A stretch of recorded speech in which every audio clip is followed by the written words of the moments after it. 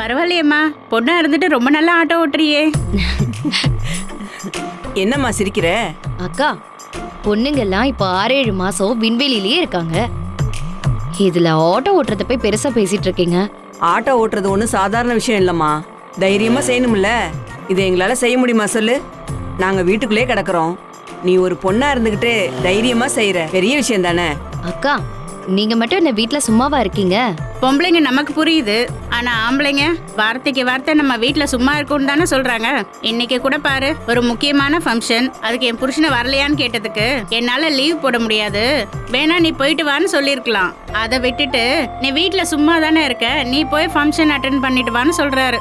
வீட்ல இருக்க பொம்பளைங்க சும்மா இல்லங்கறத எப்பதான் இந்த ஆம்பளைங்க புரிஞ்சுக்க போறாங்களோ தெரியல. அதுக்கு இன்னொரு பாரதியார் பிறந்து வரணும்.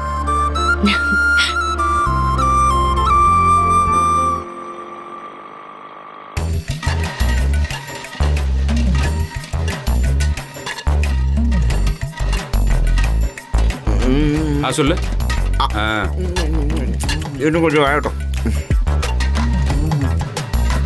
சீக்கிரம் சீக்கிரம்.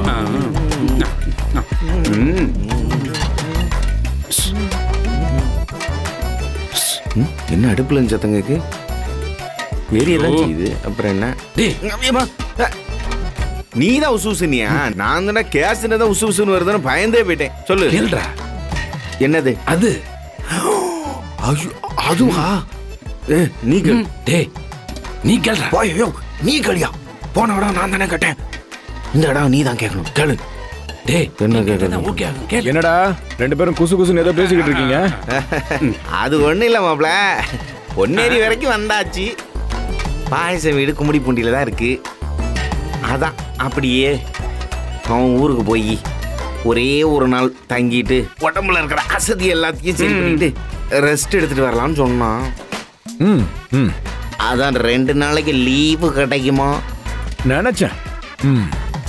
காலையில இருந்து 2 பேரும் வேலையை இழுத்து போட்டு செய்யும் போதே நினைச்சேன், லீவை எதிர்பார்த்து தான் செய்வீங்கன்னு நினைச்சேன். நினைச்சத செய்றீங்க. மாப்பிள பாயசம் தான் வர்றதுக்கு 2-3 நாள் ஆகும். நான் இன்னைக்கு நைட்டு போயிட்டு நாளைக்கு சீக்கிரமே வந்துடுவேன். சரி சரி, வேலையெல்லாம் முடிச்சு சீக்கிரம் போயிட்டு வாங்க.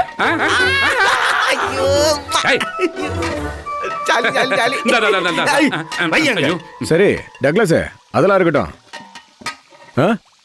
எனக்கு பீர் வாங்கி வச்சிங்களா? மாப்பிள, பெங்களூர்ல இருந்து இந்த ஃபங்க்ஷனுக்கு வந்தவங்க அங்க இருந்து வாங்கிட்டு வந்த 3 பீர் பாட்டில் கொடுத்தாங்க மாப்பிள. அதை வாங்கிட்டு வந்து நமக்காக தான் பத்திரமா வச்சிருக்கேன். அப்படியே வாயிலே அடிப்போம் பாரு. பார்ட்டிங்க கிட்ட இருந்து இதெல்லாம் வாங்க கூடாதுன்னு எத்தனை தடவை சொல்றது? லேய், நானா எங்களை வாங்கினேன்?